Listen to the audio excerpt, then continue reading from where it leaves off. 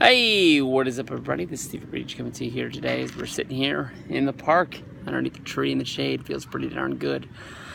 Lots of rumors out there. Undertaker wrestling at SummerSlam 2018.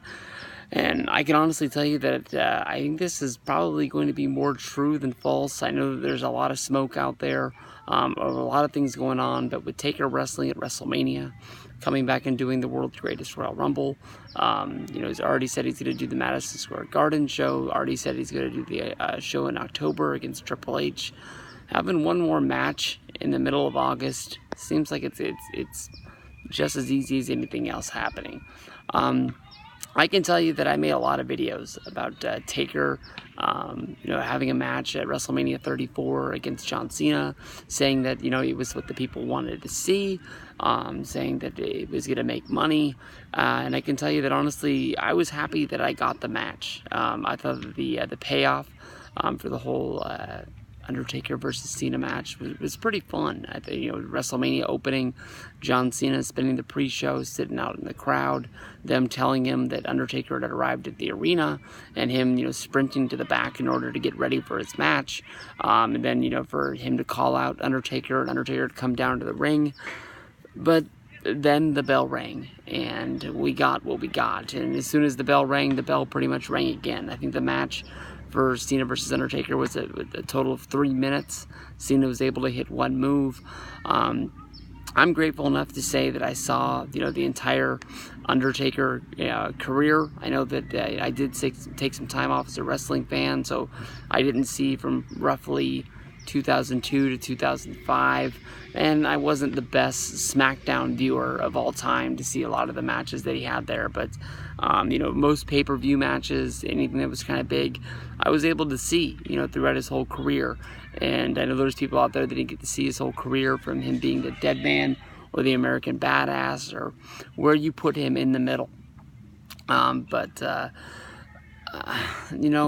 hard to tell a guy that he's done. But to me, honestly, I think when Undertaker lost at WrestleMania 30, when he lost the streak to Brock Lesnar, he lost a lot. He lost, when was the last time that he honestly had a good match that you're glad they had, that made money, or you're glad that you paid money in order to be able to see that show?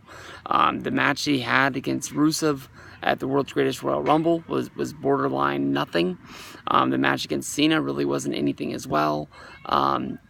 Anything that he's done in the meantime really didn't equal out to much anything. So there is no real set in stone about what Undertaker would do if he wrestled at SummerSlam.